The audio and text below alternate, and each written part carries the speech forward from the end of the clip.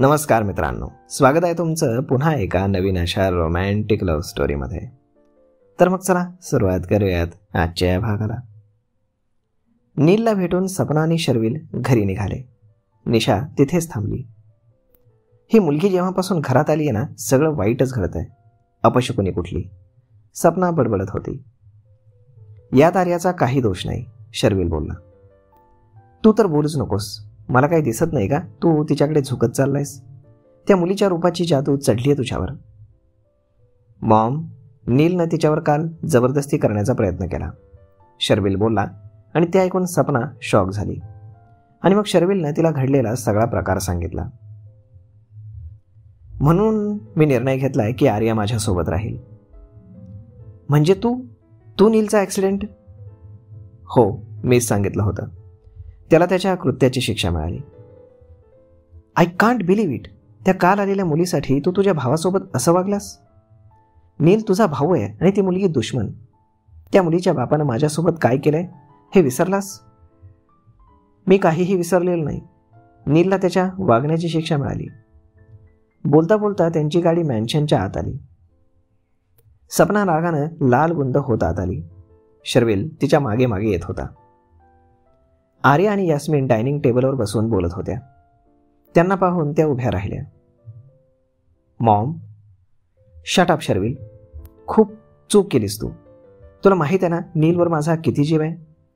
हे सगळं करून तू त्याला नाही मला हर्ट केलंयस, त्याही या मुलीच्या सांगण्यावरनं. ही मुलगी खरं बोलते कशावरून?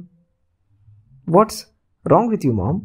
नीलनं तिच्यावर जबरदस्ती केली, तिचा बलात्कार करण्याचा प्रयत्न केला आणि याचं तुला काहीच वाटत नाही?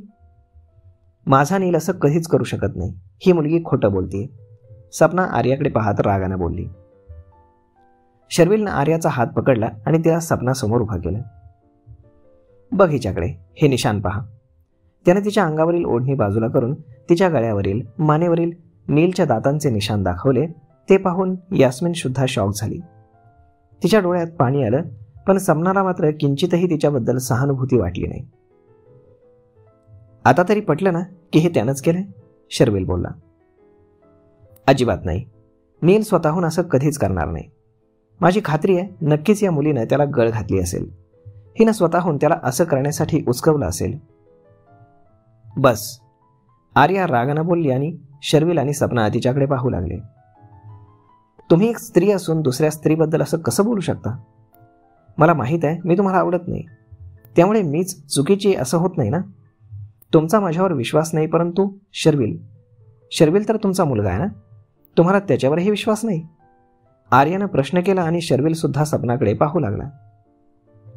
सपना काहीच उत्तर न देता तिथून तिच्या रूममध्ये निघून गेली. नाराज होऊन शर्विल देखील त्याच्या रूममध्ये गेला आणि आर्या पण त्याच्या मागे गेली.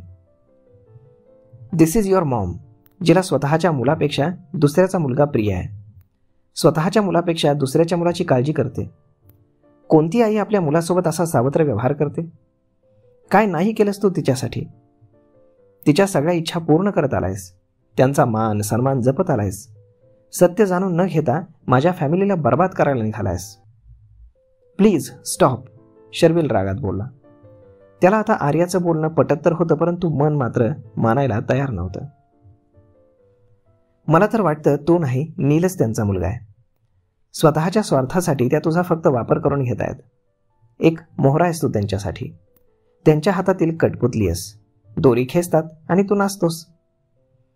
बस, बोलू दिलं म्हणून जास्त बोलायला लागलीस का? गप्प बसली नाहीस तर आत्ता जीव घेईल तुझा. त्यानं रागात तिचा गळा पकडला. मार, एकदाचं मारून टाक, तुझ्या मनासारखं होईल. म्हणजे सगळे प्रश्न सुटतील. माझ्या मरणानं माझ्या मासा आणि बाबासांच्या आयुष्यातून तुझी ही काळी छाया तर दूर होईल. ते आता तरी सुखा समाधानानं एकत्र राहतील. ती डोळ्यात पाणी आणून बोलली. आणि शर्विलनं तिचा गळा सोडला. तो रागानं तिथून निघून गेला. तो जाताच आर्या देखील बेडवरती पडून रडू लागली. इकडे शर्विल मुंबईपासून एका दूर सुनसान जागी आला. दूरवर पसरलेला समुद्र किनारा पाहत शांत उभा होता. खूप काही चाललं होतं त्याच्या डोक्यात. परेश सोबत होता. अशी कुठलीच गोष्ट नव्हती जी त्याला माहीत नव्हती. त्याला माहीत होतं यावेळी त्याला कुणाशी बोलायचंय आणि त्यानं त्या व्यक्तीला बोलावूनही घेतलं होतं. बॉस, दत्ता येतोय, परेशनं त्याला सांगितलं. नमस्कार साहेब.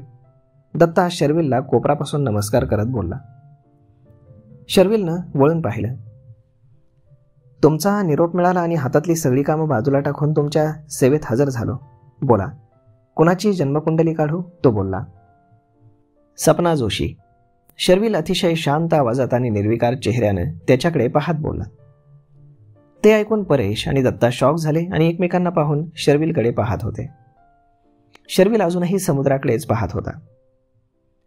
सपना जोशीच्या भूतकाळातील मोठ्या मोठ्या आणि छोट्यातली छोटी एक ना एक गोष्ट मला जाणून घ्यायची आहे. विषय खूप नाजूक दिसतोय, दत्ता शांतपणे बोलला. माझ्या अस्तित्वाचा प्रश्न आहे दत्ता. 8 दिवस द्या, काम होऊन जाईल, दत्ता त्याला विश्वास देत बोलला. सांभाळून, मॉम खूप चालाक आहे. तुम्ही त्याची काळजी करू नका, मी येतो. दत्तानं त्याला पुन्हा नमस्कार केला आणि तिथून निघून गेला. दत्ता पेशाने एक डिटेक्टिव्ह आहे. आतापर्यंत त्याने शर्विलसाठी खूप काही कामं केली होती. शुभांगी आणि आर्याबद्दल त्यानंच शर्विलला माहिती पुरवली होती. इकडे आर्या बाल्कनीत बसून झालेल्या प्रकाराबद्दल विचार करत होती आणि तितक्यात शुभांगीचा फोन आला. मासा. तिनं फोन उचलला आणि स्पीकरवर टाकला. हॅलो बाळा, तू ठीक आहेस ना? हो. काय झालं मासा? काल रात्री मला फार वाईट स्वप्न पडलं. तू कुठल्या तरी मोठ्या संकटात आहेस असं वाटत होतं. ते ऐकून आर्याच्या डोळ्यात इकडे पाणी तरळलं. मा, मी ठीक आहे. तुम्ही उगाच माझी काळजी करत असता. तुला नाही समजणार आईची काळजी. रात्रीच तुला फोन करावा म्हटलं, परंतु हुकुमने करू दिला नाही. आर्या बेटा, मला तुला पाहावंसं वाटतंय. मी येऊ का तुला भेटायला? मलाही तुम्हाला भेटावंसं वाटतंय, परंतु आंटी तुमचा अपमान करतील मा, आणि मला ते सहन होणार नाही. करू दे, माझ्या बाळासाठी मी सगळं सहन करेन. ठीक आहे, मी आंटीला विचारून तुम्हाला फोन करते. बाबासा आणि दादीसा कसे आहेत? छान आहेत. आता निवडणुका जवळ येत आहेत तर तुझे बाबासा बाहेरच असतात जास्त.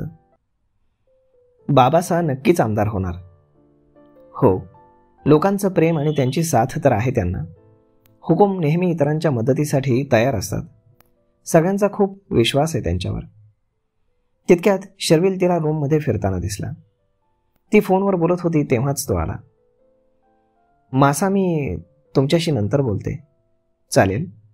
हो, बाय. फोन कट झाला आणि शर्विल त्याची बॅग भरत होता.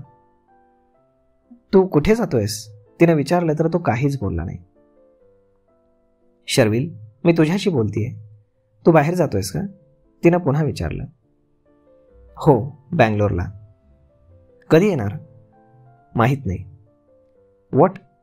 कधी येणार माहीत नाही आणि मी इथे एकटी असेन? एकटी कुठे आहेस? अम्मी नानू आहेत ना सोबत. पण मला भीती वाटते. नील हॉस्पिटलमध्ये, तो काही लवकर घरी येणार नाही. आणि त्या युक्ता आणि वंदना मॅडममुळे तुला मॉमला घाबरण्याची गरज नाही. तसंही मॉम नीलजवळच असेल. मला काही लागलं तर, म्हणजे कशाची गरज पडली तर? या घरात सगळं आहे. यावर काही लागलं तर अम्मीला सांग. आणि मला बाहेर जायचं असेल तर? मी नाही म्हणालो तर तू ऐकणार आहेस का? तिनं नाही मध्ये मान डोलावली. गुड, तर मग प्रश्नच मिटला. आर्या नाक मुरडत त्याच्याकडे पाहत होती.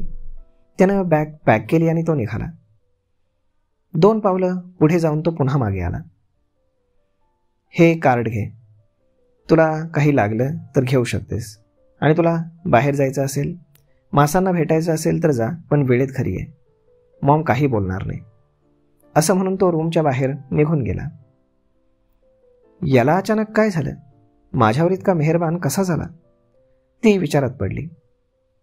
असो, मला माझं फ्रीडम मिळालं. I am happy. ती खुश होत बोलली. तर मग मित्रांनो, आता खरंच शर्विल बँगलोरला जाणार आहे की अजून काही घडणार आहे? पाहूयात पुढच्या भागामध्ये. हा व्हिडिओ, ही लव्ह स्टोरी तुम्हाला कशी वाटली हे तुम्ही आम्हाला कमेंट करून सांगायला बिलकुल विसरू नका. आपण भेटूयात पुढच्या एका नवीन व्हिडिओमध्ये. तोपर्यंत धन्यवाद.